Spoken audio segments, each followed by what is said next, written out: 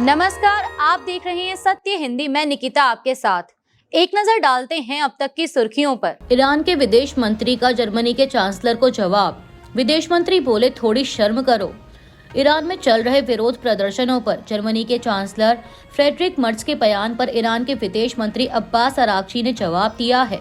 उन्होंने कहा कि सभी सरकारों में जर्मनी की सरकार मानवाधिकारों के मुद्दे पर बात करने के लिए सबसे खराब स्थिति में है।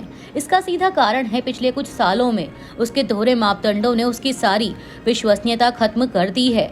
ईरान के विदेश मंत्री ने कहा कि हम सब पर एक एहसान करो और थोड़ी शर्म करो। ईरान के नेतृत्व के आखिरी दिन और हफ्ते हैं। जर्मनी ईरान का शासन अपने अंत के करीब। जर्मनी के चांसलर फ्रेडरिक मर्ज ने मंगलवार को कहा कि बड़े पैमाने पर विरोध प्रदर्शनों से जूझ रहे ईरान का नेतृत्व अपने आखिरी दिनों और हफ्तों में है। भारत यात्रा के दौरान उन्होंने कहा कि ईरान में आर्थिक मुश्किलों से शुरू हुए प्रदर्शन अब इस्लामिक रिपब्लिक की धार्मिक सत्ता को गिराने की मांग में बदल गए हैं और जब कोई शासन सिर्फ हिंसा के सहारे टिका रहता है तो वह अपने अंत के करीब होता है। मर्ज ने बताया कि जर्मनी इस मुद्दे पर अमेरिका और यूरोपीय साझेदारों के साथ संपर्क में है और तेहरान से प्रदर्शनकारियों पर कार्रवाई रोकने को कह रहा है। इस बीच अमेरिका के राष्ट्रपति डोनाल्ड ट्रंप ने ईरान से व्यापार करने वाले देशों पर 25% टैरिफ लगाने का ऐलान किया, जिसकी चीन ने आलोचना की है। ईरानी प्रदर्शनकारियों को ट्रंप का मैसेज। ट्रंप बोले, मदद रास्ते में है। ईरान में जारी विरोध प्रदर्शन पर मंगलवार रात अमेरिका के राष्ट्रपति डोनाल्ड ट्रंप का नया बयान सामने आया है। उन्होंने social media platform truth social पर लिखा, ईरानी देशभक्तों, विरोध जारी रखो, अपनी संस्थाओं पर कब्जा करो, कातिलों और अत्याचारियों के नाम सुरक्षित रखो, उन्हें इसकी भारी कीमत चुकानी पड़ेगी। ट्रंप ने आगे लिखा, प्रदर्शनकारियों की बेवजह हत्याएं बंद होने तक मैंने ईरानी अधिकारियों के साथ सभी बैठकें रद्द कर दी हैं, मदद रास्ते में है। वहीं ईरान के विदेश मंत्री अब्बास अरागची कह चुके हैं कि ईरान अमेरिका से बातचीत के लिए तैयार है और जंग के लिए भी तैयार है। केंद्र सरकार ने भारतीय निर्यातकों को भरोसा दिलाया है कि ईरान के साथ व्यापार करने वाले देशों पर अमेरिका द्वारा लगाए गए 25% अतिरिक्त टैरिफ का भारत पर बहुत सीमित असर होगा, क्योंकि ईरान के साथ भारत का व्यापार अपेक्षाकृत कम है। इंडिया टुडे की एक रिपोर्ट के मुताबिक पिछले साल भारत और ईरान का व्यापार 1.6 अरब डॉलर का रहा, जबकि ईरान का कुल आयात करीब 68 अरब डॉलर है। ईरान के बड़े ट्रेड पार्टनर यूएई, चीन और तुर्की हैं। हालांकि अमेरिकी राष्ट्रपति ट्रंप की चेतावनी के बाद भारतीय निर्यातकों में चिंता बढ़ी है। भारत ईरान को चावल सप्लाई करने वाला सबसे बड़ा देश है और कुल आयात का लगभग 2/3 चावल भारत से जाता है। कुछ निर्यातकों ने भुगतान फंसने और ऑर्डर में दिक्कत की बात कही है। ईरान में हजारों प्रदर्शनकारियों के मारे जाने की आशंका। रिपोर्ट, मरने वालों की संख्या करीब 2000 हो सकती है। ईरान में जंग जैसे हालात, वहां के डॉक्टरों का बयान। ईरान में सरकार के खिलाफ प्रदर्शन जारी हैं और प्रदर्शनकारियों के खिलाफ की गई कार्रवाई में 2000 से ज्यादा लोगों के मारे जाने की आशंका है। मीडिया रिपोर्ट्स में कहा जा रहा है कि पूरे भरोसे के साथ कह सकते हैं कि मारे गए लोगों की संख्या हजारों में होनी चाहिए।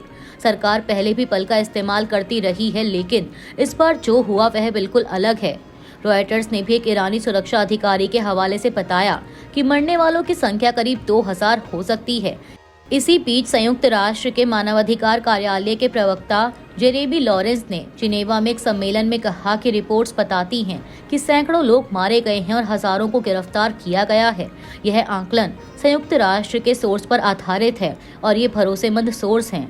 बता दें कि ईरान में प्रदर्शनों के दौरान मरने वालों की सही संख्या जानना मुश्किल है और इसकी वजह हैं जैसे देश में अंतर्राष्ट्रीय न्यूज संगठनों के काम पर रोक और पिछले 5 दिनों से इंटरनेट भी बंद है।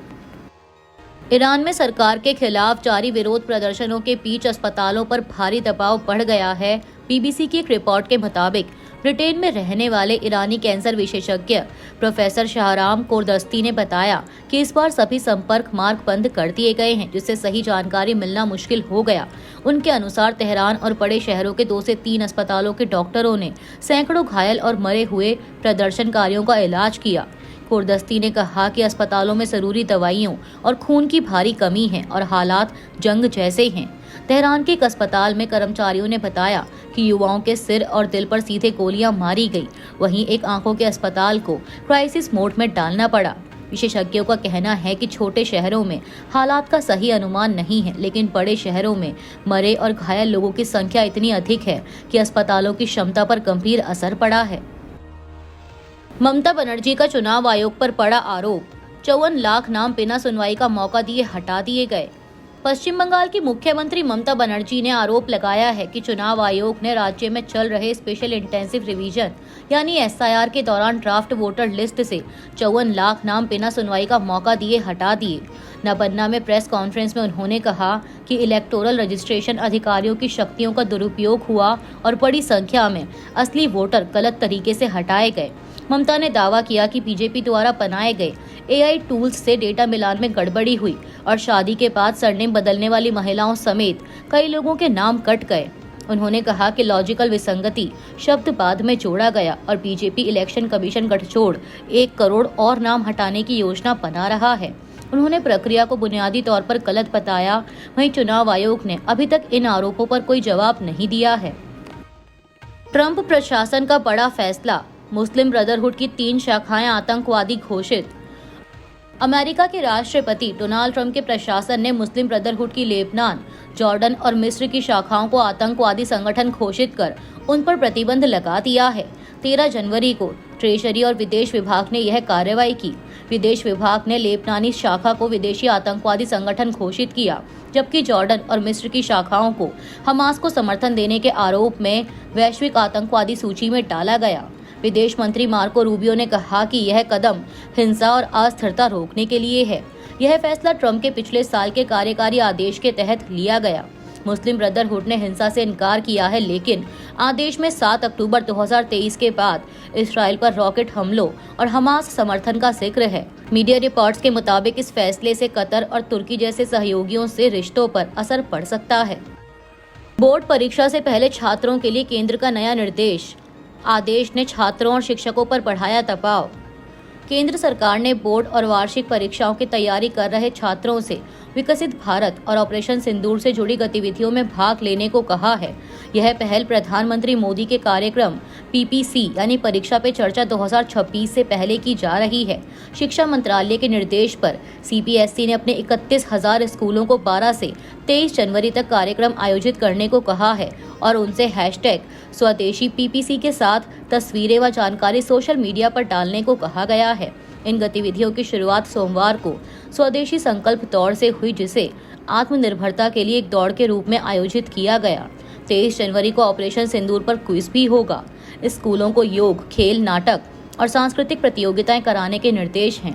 हालांकि कई शिक्षक और स्कूल प्रबंधन ने इन गतिविधियों की वजह से बढ़ते बोझ पर चिंता जताई है। एक निजी स्कूल के प्राचार्य ने नाम ना छापने की शर्त पर कहा कि सरकार की ओर से निर्देशित कार्यक्रमों की संख्या लगातार बढ़ रही है, जिससे पढ़ाई का समय प्रभावित हो रहा है। स्वास्थ्य और स्वच्छता से जुड़े कुछ कार्यक्रम उपयोगी होते हैं, लेकिन हर हफ्ते इस तरह के आयोजन कराना स्कूलों और छात्रों दोनों के लिए बड़ा बोझ बनता जा रहा है। राहुल गांधी का PM मोदी पर तमिलों की आवाज दबाने का आरोप। विजय की फिल्म जननायक को ब्लॉक करने की कोशिश पर विवाद। कांग्रेस नेता राहुल गांधी ने कहा है कि सरकार तमिल सुपरस्टार विजय की फिल्म जननायक को ब्लॉक करने की कोशिश कर रही है। राहुल गांधी ने सूचना और प्रसारण मंत्रालय पर तमिल संस्कृति पर हमला करने का आरोप लगाया और प्रधानमंत्री मोदी को चेतावनी दी कि तमिल लोगों की आवाज को दबाया नहीं जा सकता। गांधी ने एक्स पर लिखा कि फिल्म को ब्लॉक करना तमिल संस्कृति और राजनीतिक अभिव्यक्ति पर हमला है। उन्होंने लिखा कि मिस्टर मोदी, आप लोगों की आवाज दबाने में सफल नहीं होंगे। बता दें कि विवाद तब शुरू हुआ जब मंत्रालय ने कथित रूप से फिल्म की सर्टिफिकेशन रोकने या क्लियरेंस देने में देरी की, जिसके कारण अटकलें और आलोचनाएं बढ़ गईं। फिल्म जननायक, जिसका मतलब है लोगों का नेता, सामाजिक न्याय, जन नेतृत्व और राजनीतिक जवाबदेही पर आधारित है और तमिल राजनीतिक इतिहास से जुड़ी हुई है। फिल्म जगत और विपक्ष ने इसे सेंसरशिप और कलात्मक स्वतंत्रता पर हमला बताया। वहीं केंद्र ने अब तक सीधे जवाब नहीं दिया, लेकिन सरकारी सूत्रों का कहना है कि किसी भी कार्रवाई का पालन सिनेमेटोग्राफ अधिनियम और सर्टिफिकेशन गाइडलाइंस के अनुसार किया गया। कर्नाटक में बांग्लादेशी बताकर झारखंड के मजदूर से मारपीट, मामले में 3 लोग गिरफ्तार। कर्नाटक के मंगलुरु में झारखंड के एक प्रवासी मजदूर दिलजान अंसारी के साथ नागरिकता को लेकर मारपीट की घटना सामने आई है। पुलिस ने बताया कि अंसारी को बांग्लादेशी बताकर 3 लोगों रथीश दास, धनुष और सागर ने उनके आधार और पहचान पत्र दिखाने को कहा और आपत्तिजनक टिप्पणियां की। जब अंसारी ने अपने भारतीय होने की पुष्टि की तो आरोपियों ने कथित रूप से औजारों से उनके सिर पर हमला किया, जिससे वह गंभीर रूप से घायल हो गए। घटना के समय अंसारी अपने साथियों के साथ दोपहर का खाना खा रहे थे। पुलिस ने बताया कि एक स्थानीय महिला ने उन्हें बचाया। पुलिस कमिश्नर सुधीर कुमार रेड्डी ने पुष्टि की कि अंसारी पिछले 15 साल से हर साल 4-5 महीने मंगलुरु में काम कर रहे हैं और वे भारतीय नागरिक हैं। आरोपियों के खिलाफ भारतीय दंड संहिता की धाराओं में गलत तरीके से रोकना, हत्या की कोशिश, शांति भंग करना, आपराधिक धमकी और खतरनाक हथियार से चोट पहुंचाने का मामला दर्ज किया गया है। मलेशिया मस्क के एक्स और XAI के खिलाफ करेगा कानूनी कार्रवाई। मलेशिया और इंडोनेशिया ने ग्रोक तक पहुंच पहले ही ब्लॉक की। मलेशिया के अधिकारियों ने एलॉन मस्क के सोशल मीडिया प्लेटफॉर्म एक्स और उसकी आर्टिफिशियल इंटेलिजेंस यूनिट यानी XAI के खिलाफ कानूनी कार्रवाई की घोषणा की है। आरोप है कि इन कंपनियों का ग्रोक चैटबॉट अपने यूजर्स की सुरक्षा सुनिश्चित करने में विफल रहा। मलेशियाई संचार और मल्टीमीडिया आयोग ने कहा कि ग्रोक का दुरुपयोग यौन रूप से आपत्तिजनक और बिना सहमति वाली तस्वीरें बनाने के लिए किया जा रहा है, जिसमें महिलाओं और बच्चों की सामग्री शामिल है। आयोग ने इस महीने नोटिस भेजा था, लेकिन कंपनियों ने कोई कार्रवाई नहीं की। ग्रोक 2023 में लॉन्च हुआ था और इसमें ग्रोक इमेजिन फीचर के स्पाइसी मोड के जरिए वयस्क सामग्री बनाई जा सकती है। मलेशिया और इंडोनेशिया ने ग्रोक तक पहुंच पहले ही ब्लॉक कर दी है। यूरोपीय संघ, भारत और ब्रिटेन ने भी ग्रोक पर बच्चों और आपत्तिजनक सामग्री के मामले में जांच शुरू की है। कंपनी ने अभी तक इन प्रतिबंधों पर कोई सार्वजनिक टिप्पणी नहीं की। कांग्रेस ने उठाए सवाल। बीजेपी चीनी पार्टी की बैठक पर कांग्रेस का हमला। देश में एक ऐसा प्रधानमंत्री है जो डराने पर डर जाता है। मोदी सरकार की विदेश नीति डावाडोल है। कांग्रेस चीन जब भारत की जमीन पर अपना हक जता रहा था तो बीजेपी अपने मुख्यालय में चीन की कम्युनिस्ट पार्टी के प्रतिनिधि मंडल के लिए रेड कारपेट क्यों बिछा रही थी? यही सवाल उठाते हुए कांग्रेस ने प्रधानमंत्री मोदी पर बड़ा हमला बोला है। उसने पूछा है कि आखिर नरेंद्र मोदी का चीन से क्या रिश्ता है। नई दिल्ली में एक प्रेस कॉन्फ्रेंस कर कांग्रेस नेता पवन खेड़ा ने प्रधानमंत्री मोदी के चीन से रिश्ते पर सीधा सवाल किया। खेड़ा ने कहा कि जब नरेंद्र मोदी गुजरात के मुख्यमंत्री थे तो वहां स्कूलों में चीन की भाषा मंदारिन सीखने की हिमायत करते थे। आखिर नरेंद्र मोदी का चीन से क्या रिश्ता है? यह बयान ऐसे समय आया है जब बीजेपी ने चीन की कम्युनिस्ट पार्टी यानी CPC के साथ मीटिंग की है। कांग्रेस का कहना है कि इससे देश को नुकसान हो रहा है और सरकार की नीयत पर शक है। आवारा कुत्तों पर सुप्रीम कोर्ट की राज्यों को चेतावनी। आवारा कुत्तों के काटने पर राज्य और खाना खिलाने वाले होंगे जिम्मेदार। सुप्रीम कोर्ट ने मंगलवार को आवारा कुत्तों के मामलों पर सख्त रुख दिखाते हुए कहा कि हर कुत्ते के काटने और उससे होने वाली मौत के लिए राज्यों पर भारी जिम्मेदारी तय की जा सकती है और कुत्तों को खाना खिलाने वालों को भी जिम्मेदार ठहराया जा सकता है। अदालत ने पूछा कि आवारा कुत्तों को खुले में घूमने, काटने और पीछा करने की अनुमति क्यों दी जाए। सुनवाई के दौरान कोर्ट ने यह भी सवाल उठाया कि जब एक 9 साल के बच्चे की कुत्तों के हमले में मौत होती है तो क्या उन्हें खाना खिलाने वाले संगठन की जिम्मेदारी तय नहीं होनी चाहिए। जस्टिस विक्रम नाथ की अगुवाई वाली 3 जजों की बेंच ने कहा कि कुत्ते के मूड का अंदाजा नहीं लगाया जा सकता, इसीलिए खतरा बना रहता है। कोर्ट पहले ही स्कूल, अस्पताल और सार्वजनिक जगहों से आवारा कुत्तों को हटाने और नसबंदी व टीकाकरण के बाद शेल्टर में रखने का आदेश दे चुका है। ब्लिंकिट ने 10 मिनट डिलीवरी की ब्रांडिंग हटाई। गिग वर्कर्स की हड़ताल के बाद लिया गया फैसला। गिग वर्कर्स की सुरक्षा और सरकार के दखल के बाद क्विक कॉमर्स कंपनी ब्लिंकिट ने अपनी 10 मिनट डिलीवरी की ब्रांडिंग हटा दी है। मंगलवार को ऐप पर यह टैगलाइन दिखाई नहीं दी, जिससे कंपनी की रणनीति में बदलाव के संकेत मिले। यह कदम दिसंबर के अंत में गिग और डिलीवरी वर्कर्स की हड़ताल के बाद आया है, जिसमें काम के दबाव और सोशल सिक्योरिटी की कमी जैसे मुद्दे उठे थे। सूत्रों के मुताबिक केंद्रीय श्रम मंत्री मनसुख मंडाविया ने ब्लिंकिट, ज़ेप्टो, स्विगी और जोमैटो के अधिकारियों से तय डिलीवरी समय का प्रचार हटाने को कहा है। सरकार की चिंता है कि ऐसी टाइमलाइन वर्कर्स पर असुरक्षित दबाव डालती हैं। कंपनियों ने भरोसा दिया है कि वे अपने विज्ञापनों और सोशल मीडिया से फिक्स्ड डिलीवरी समय के वादे हटाएंगी। हालांकि डिलीवरी की रफ्तार जरूरी नहीं कि कम हो। आम आदमी पार्टी के सांसद राघव चड्ढा ने इस कदम का स्वागत करते हुए इसे डिलीवरी पार्टनर्स और सड़क पर चलने वालों की सुरक्षा के लिए जरूरी बताया और कहा कि 10 मिनट का दबाव खतरनाक था। उन्होंने केंद्र सरकार के हस्तक्षेप की सराहना की और गिग वर्कर्स के लिए बेहतर नियम और सामाजिक सुरक्षा की मांग दोहराई। अभी के लिए इतना ही। बाकी की देश दुनिया की बड़ी खबरों के लिए जुड़े रहिए सत्य हिंदी के साथ।